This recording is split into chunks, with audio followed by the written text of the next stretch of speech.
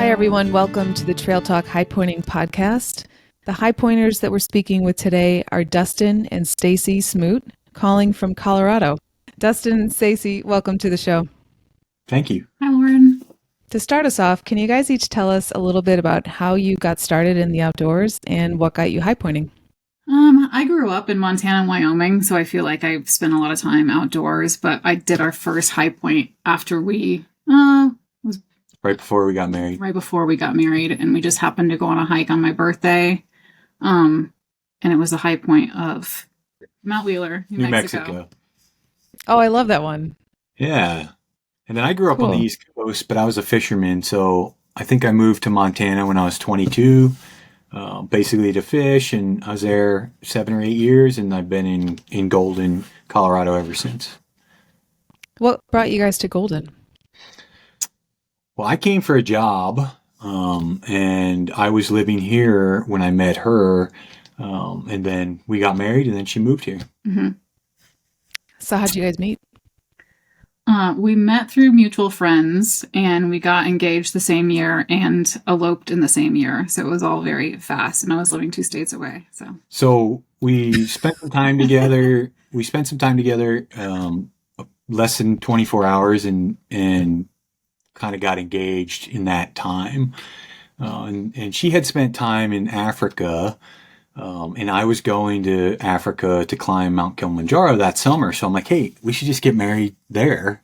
We'll get married on the mountain. So it was kind of like a pipe dream at that point, although we knew we were going to get married. So I worked with a guide service, and they found a bishop to climb the mountain with us, and we climbed Kilimanjaro, got married on the summit. Shut up. Yeah, I'm pretty sure it was the first actual ceremony ever on the summit of Kilimanjaro. Yeah, we had a bishop up there, and our guide was the translator. His name was Joshua, amazing guy. We got a great relationship with. But it was quite the experience, and really we thought of it as, we were both older when we were getting married our first time, and we just thought it was a great way to go into marriage. The fact that you're climbing a mountain is such a hard thing to do right in the beginning together. So I really, wow. Yeah. And I think it really kicked off this high pointing thing that we're doing. That's an understatement. I got to ask. So you guys got married on the summit of Kilimanjaro. Were you like exhausted, cold, tired? It was nice. It was a nice day. We did really well. We had to wait on the summit for, I think, at least 4 hours because the bishop wasn't doing really well. So yeah, almost happened. He wasn't a hiker. They carried him. So they carried him around the crater rim. So he made it to the Gilman Point, or what do they call there's like an initial point you get to, and then they basically carried him.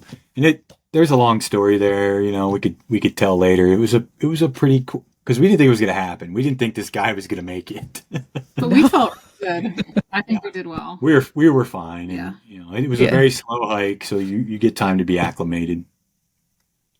Wow. So was that hike up there before the summit? Were you guys just like so excited, just counting down the days? Yeah, it was. I mean, we were in Africa for 3 weeks before it happened. So you have to be there for 3 weeks in order to get married there. So a lot of people go and they climb Kilimanjaro, and then they go on safari and this stuff. Well, we did all that first. In fact, we were supposed to go for 2 weeks, and then they're like, oh, you have to be here 3 weeks. So we just tacked a week on in the front. We just found an Airbnb outside of Arusha on a banana plantation and spent a week there. Just dirt cheap. It was a great experience. It was probably one of the most memorable parts of it was staying there. But yeah, I mean, we were stoked. And it's funny. Climbing that mountain is so out of the realm for everybody there. So we're staying in this little village, and this kid who runs this Airbnb is taking us around to his family and all these people. And we met like the mayor, remember? Or what was it, the mayor or governor or something? Yeah, it's not a touristy area. We were the only white people. And so they're asking what we're doing there. And we say that we're going to get married on Kilimanjaro. And they thought we were just like from another planet. They just laughed. They like hysterically. Like he would translate into Swahili and they would just laugh like, oh my God, that's a good yeah, one. True. Oh, that is so unique. And I have to say, I was not expecting that when you guys told about how you got married. We thought we were having the easiest wedding in the world. Yeah, we thought we were being super low key. And then a friend of ours that went on the trip with us, she's like, "What are you talking about? This is the most dramatic thing anyone's made me do to attend their wedding." I guess it depends on if the person officiating the wedding is a hiker or not. If it's not, it could be a little dramatic for that person to get up. But you guys made it work. Yeah, that was fun. We weren't really I didn't know that high pointing existed at that point. It wasn't until our first high point in the States on Mount Wheeler that we did 3 high points in a row on the same weekend, and we started seeing the same people. So that was the following. Oh, okay. So the following Christmas, because we live in Colorado, we have ski passes. Our ski pass was blacked out between Christmas and New Year's, and we're like, well, what are we going to do? And that's when we did that road trip and started seeing the same people on all the different high points. Which ones did you go to where you saw the same people? Guadalupe Peak in Texas, and then right after that we did Oklahoma, Black Mesa, and then up to Mount Sunflower. Okay, but we were on. We did Guadalupe Peak in Carlsbad Caverns. That's amazing. Anybody listening, make sure you go to Carlsbad Caverns. That's probably we go to a lot of caves as well. It's some of the coolest caves around. But then we ended up kind of partying a little bit in a little town in the hotel. It was called Hotel Euclid. So that's a whole another story. I ended up meeting these 2 guys. One guy's like the town historian, but we weren't feeling great the next morning, and we were like, oh, we got to go hike, Black Mesa. And then we ran into the same guy, and we're like, hey, weren't you on Guadalupe Peak yesterday? He's like, yeah, I'm a high pointer. We're like, what's a high pointer? And then we started seeing brochures on all the in the summit boxes. So we have a thing that almost every high point we've been on, we left an avocado pit. If it was within reasonable, if there's no box or something like that, because we eat a lot of avocados while we're hiking, and we've left a bunch of those. So if anybody who's listening has seen an avocado pit in there, they know who did it. Along the way in the last few years, talking to people just random strangers, and that's why we did it. We're both of us are people. We eat at the bar. We go into a restaurant. We eat at the bar. She makes friends with the guy over there. I make friends with the girl over here, and it's led us to odd places. I mean, we're still friends on social media with the guy we met that night in Hotel Euclid. He messaged me the other day. He came in third in the Baja 1000 race this year, so he was super excited to tell me about it. So we've just, we thought it was a great way to see rural America, and we've just met some amazing people along the way. Yeah, what are some other unique high points where you met some people, or maybe things didn't go according to plan? Stacy has a business. It's called Mountain Time Soap. So we're also selling soap on the road, right? So we're stopping in little gear shops and little, souvenir places, and we're dropping samples off as we're traveling around. But we have people who have met us on these trips who now are subscribers to her subscription program. We met a couple on the high point of Mississippi, and they still order. I saw an order come through from them the other day. Well, I'm always taking photos of soap on a high point too. People are like, what are you doing? Yeah. So I'd say that was my people that we met on high points. That's a cool one. I don't know, crazy. We haven't had any real crazy things happen. Things go wrong. I'd say, what was the one we did where we went the back way? Well, you probably know this, but there's only one real high pointing guidebook, and it's pretty outdated. Yep. So I think it was Connecticut.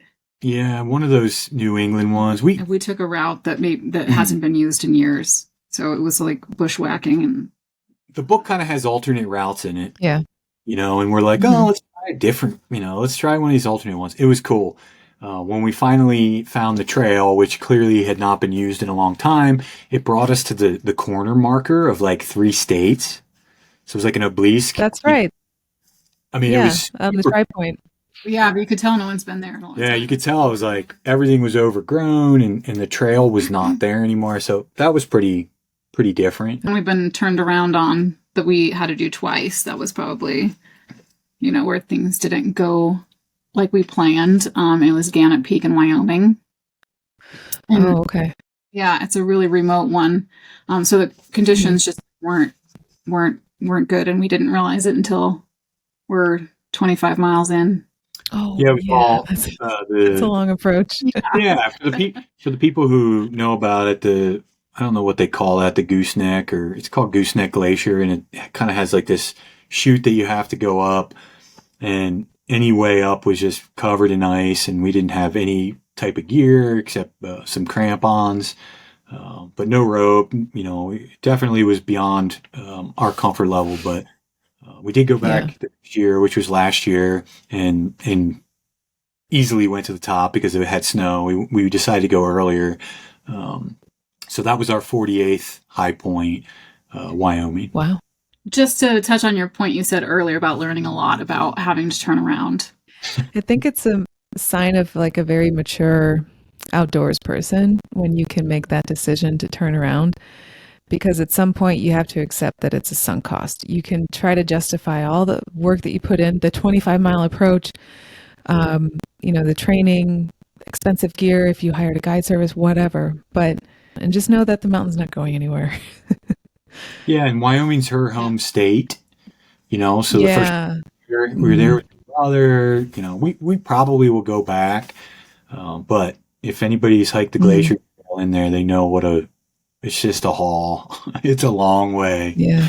Beautiful. If you're going to do one twice, that's a good one to do twice. Yeah.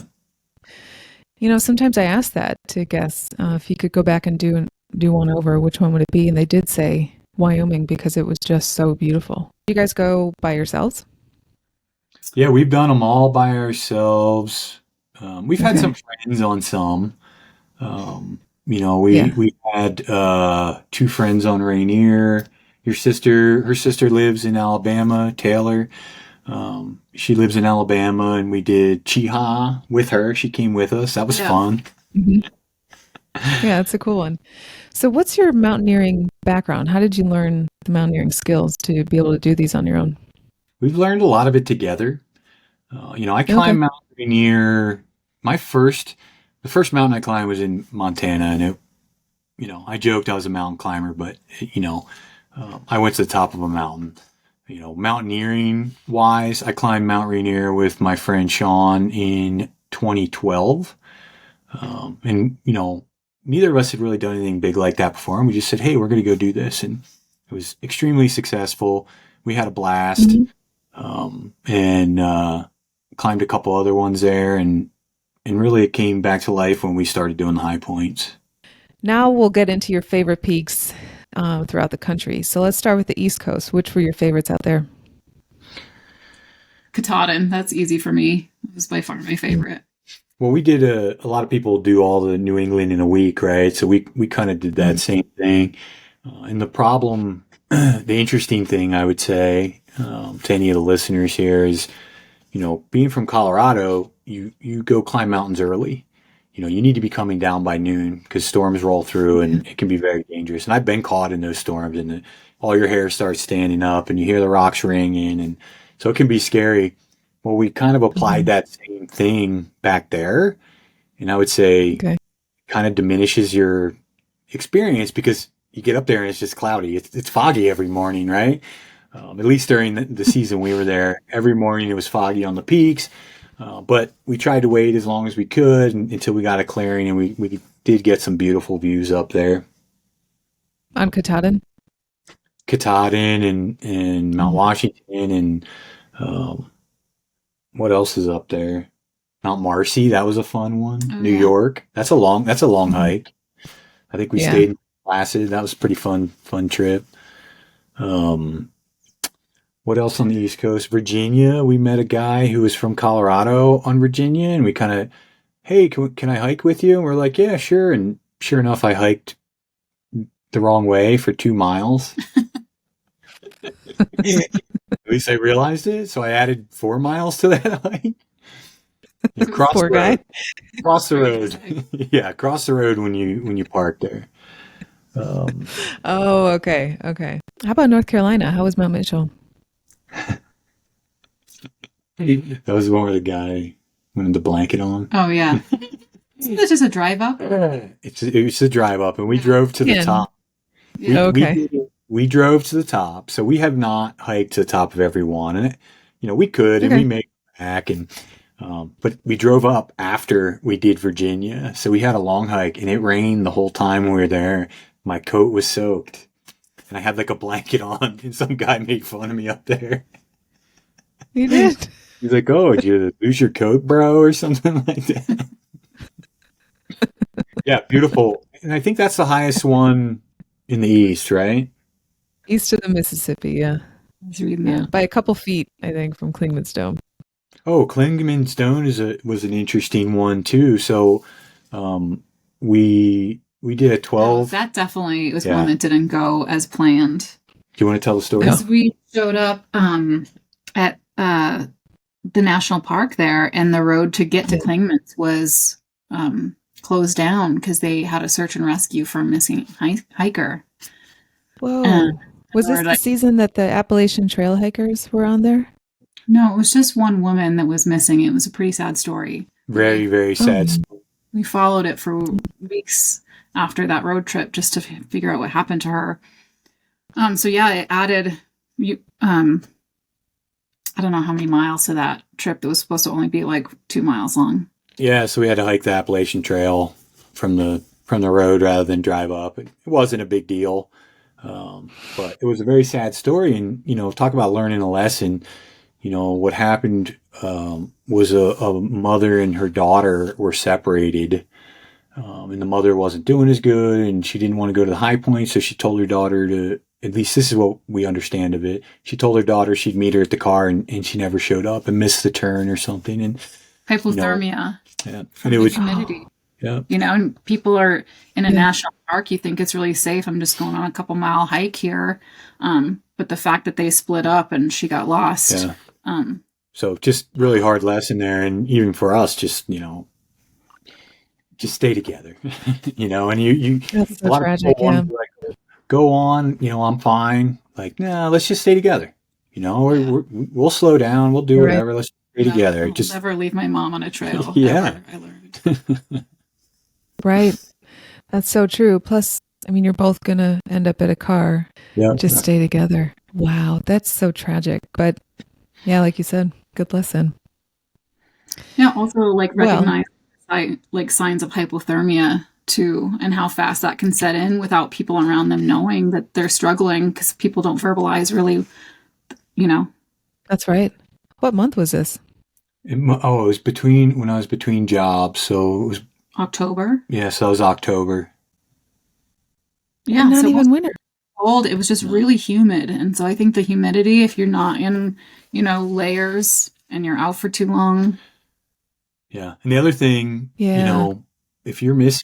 People are looking for you. We were up at that parking lot. They had searchers. They had drones. They had a temporary cell tower set up there. It was no joke, the amount of they went in to try to find this woman. And ultimately, they found her and she had passed away. But if you are lost, have faith. He's going to be looking for you. So let's move out west. What were your favorite peaks out there? Montana, Wyoming, Rainier, Hood, all those big, beautiful ones. Yeah. They're all fun. Montana's great. That's just it's a haul. We went Frozen Plateau, man. That is just a long hike. But very fun high point. Met some great people up there. Ran into people that, we knew the same people because I lived up there for a while. And it's just really super easy rock climbing, right? So it's, you have a rope, but you don't really need it. And you just, we didn't use it. We just went up and then used it to rappel. Although there was an accident that day that we were out there and a guy fell. And I don't know what happened to him because we could never find any information, but they had a helicopter. We saw him getting lifted off in the helicopter. Man, we got the tragic stories. A couple of them. Stop. Mount Rainier would be one of my favorites because we climbed with two friends of ours, Fred and Clarissa. Cool. And it was just a fun time. They were living out in Seattle at the time, and we were going to go down and do Mount Hood, and then it's like, and then we took a nice trip around the Olympic National Park. We stayed fun. we stayed at a national park lodge called Kalaloch, which was pretty amazing, and then we ended the trip with two Dead and Company shows at the Gorge. So that has to be my favorite trip, because as a whole, it was pretty amazing. If you could go back and relive that week over and over. Yeah. Mm-hmm. That's something I wish I did while I was out in Seattle to climb Rainier. I wish that I visited the national parks. Obviously, I visited Mount Rainier National Park, but I mean Olympic, and maybe drive up to North Cascades or something like that. But I was coming from North Carolina at that time, and you just got to fly in, do your climb, and fly out and get back to work. Well, yeah, we had it scheduled really tight too because we wanted to do Hood, and so it was kind of nice to be able to make that decision and say, celebrate the success on Rainier and say, hey, let's go like soak our feet in the beach instead. So, oh, that's awesome. That is so cool. So, what's next? What's the next high point?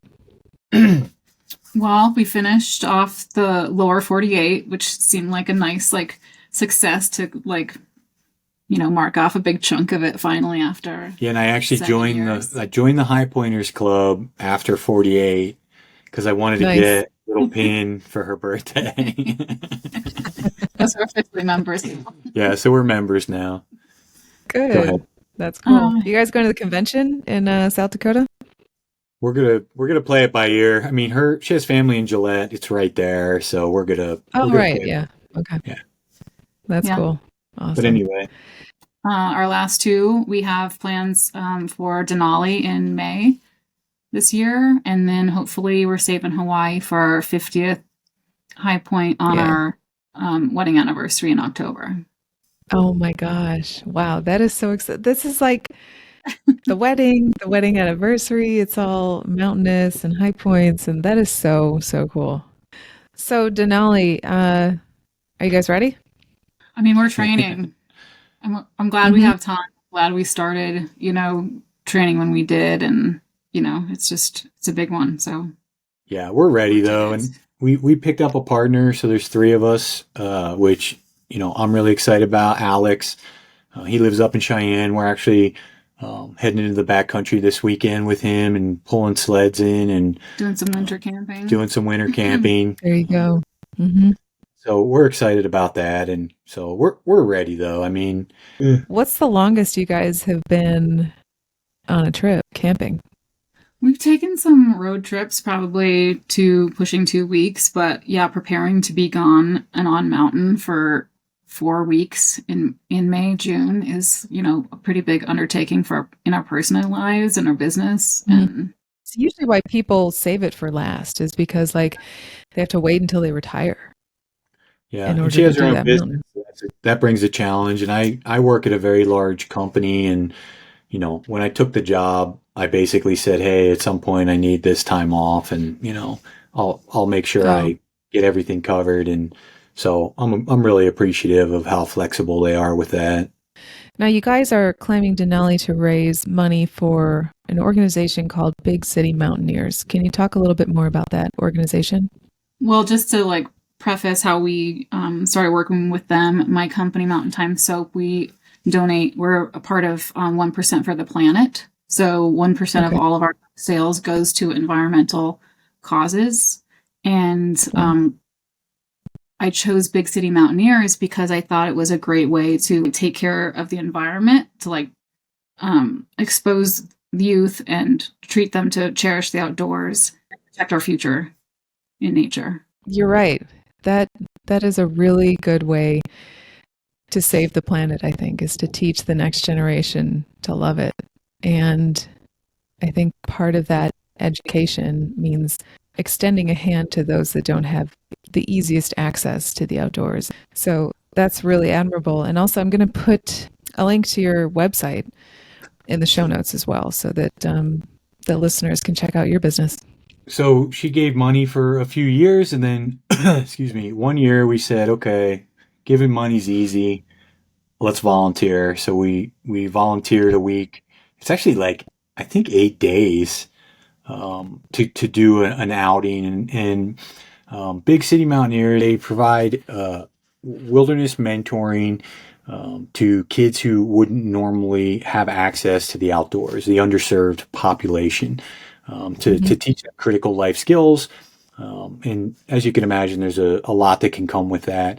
And it's one-on-one mentoring. So each trip is 5 students and 5 adults. One of those adults is kind of a guide. So Big City Mountaineers has people who work for them, and they have a bunch of certifications to, CPR and first aid and all that stuff. And then one of the other adults is a leader in whatever organization these children came from.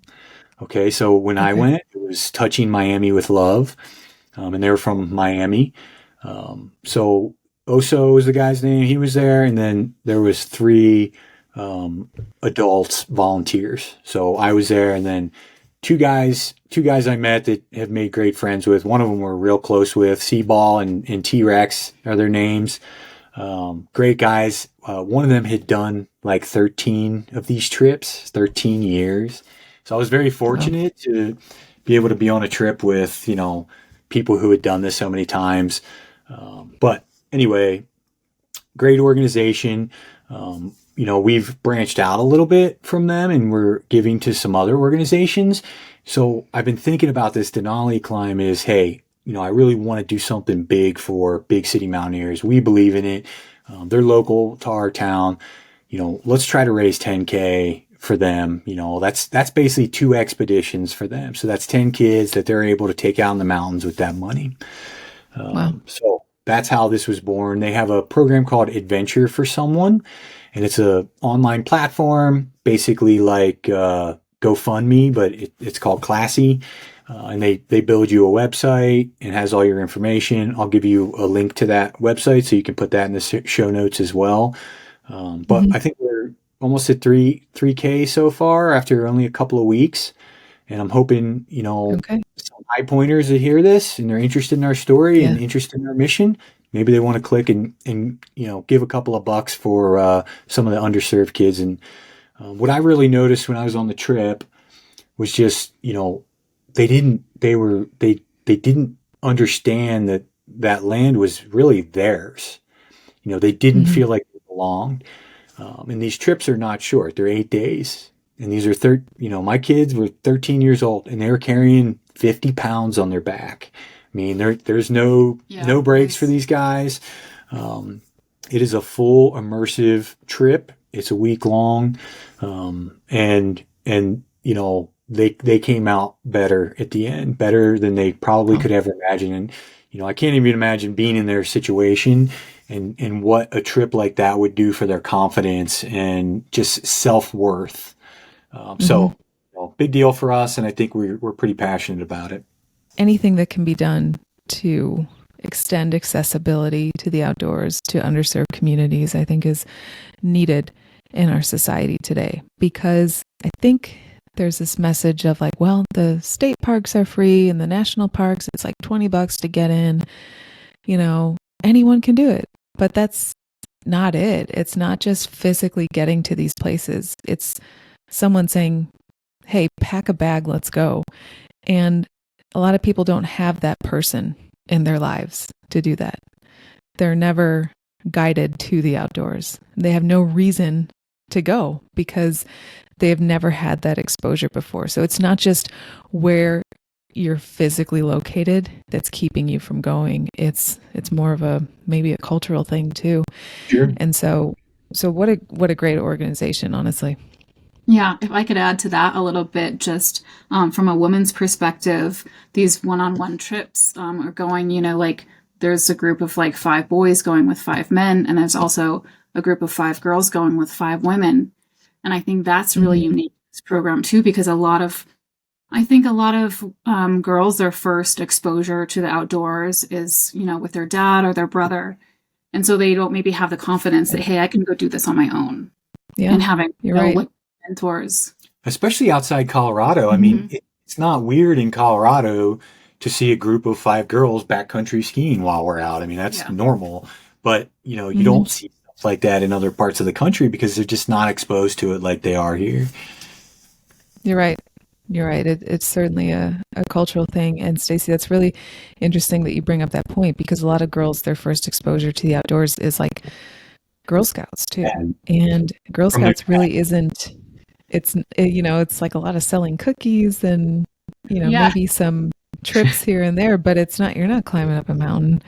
Yeah. Maybe you're pitching a tent, but I didn't do that in Girl Scouts, that's for sure.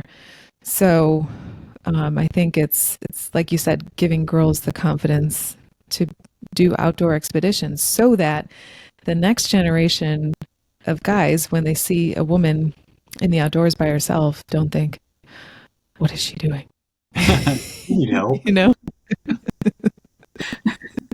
It's easy to give money. What's hard is to say, I'm going to give 8 days of my time and I'm getting no benefit from this other than, the enriching experience of spending time with these kids. That's why I did it. I did it because it was important to me to do something different than I usually do. And I just feel like I've given money plenty of times in my life and, we have money. We have money. Yeah. So, but it's a lot harder to give your time. And that's the most valuable thing we have, right? Is our time. So that's why we ended up volunteering like that. And then this final trip, I mean, I kind of look at it as we are giving a lot of time. I mean, we spent 10 to 14 hours training a week and, we're putting a lot of time in for this. And I think it's just a perk that Big City Mountaineers offers us this platform to raise money for them. How old are the kids typically on a trip with Big City Mountaineers? The trip that I went on, the girls were in teenagers. I would say 13, 14. Okay. Yeah, same with mine. And I don't know. I think they may younger. Yeah, they may go a little below and a little higher, but the whole idea of that program is, the kids that are in there, they're not like you wouldn't call them troubled kids. They're just, they don't have the means or the resources and they're already involved in some sort of community program. And then BCM partners with that community program. Touching Miami with Love would be the example of it on our trips. They're not like troubled kids. So for anybody who's out there interested in volunteering, it's not like you're out there and it's, you don't need to have any kind of skills, like no counseling skills, nothing. No, they just want you to be you. Yeah. Just be you. Wow. Okay. Yeah. Well, that's really good to know. Yeah. Well, we have to keep in touch after this podcast for sure. And when you guys get back from Denali and or Hawaii, love to have you back on to hear about how that went. Because I've had guides on before. I had an RMI guide and we talked about the benefits of having a guide. But then I also love hearing stories about people that take themselves up too, because it's really impressive. Well, a lot of our friends are guides. I mean, we don't negatively about them or anything like that. Yeah. It's not, not for us. And there may be situations where we want that, but, we like doing it on our own. And, when you have a guide, it's not, they're not really doing anything for you. You're still doing it. Yeah. They're just helping you make decisions. So, that's kind of the way I look at it. We like to make decisions on our own of what we're going to do. And so that's why we choose to go without a guide. Yeah, you carry your on Denali, guided or not. That's right. You're carrying it all, whether you have a guide or not. Now, when you tell other people that you high point, what do they say? Usually they don't know what that means. Yeah. Okay. Yeah. Then we say we're climbing the highest point in every state, and they say, "Well, there's a lot of them in Colorado," and it's like, no, we're climbing the highest one. Highest. We'll go back and do. Have you heard that before? Two. Yeah. Have you heard that before too? I have never heard that before. So, do they assume that you're doing all the 14ers? I think so. Here, that's such a big thing here. What are some of your favorite outdoor adventure books, documentaries, or podcasts that you would recommend to other listeners? A lot of business books and leadership type books, things like that. Okay. Podcasts. And when I say read, I mean listen to.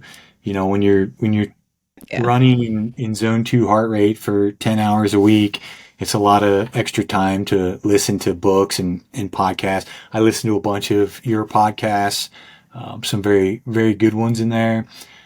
Thanks. How about you? Well, it just made me think about, we went to Outdoor Retailer a couple years ago and went to an event, and we sat down and met some people, and they happened to be writers for Outdoor Magazine. I think it was Backpacker.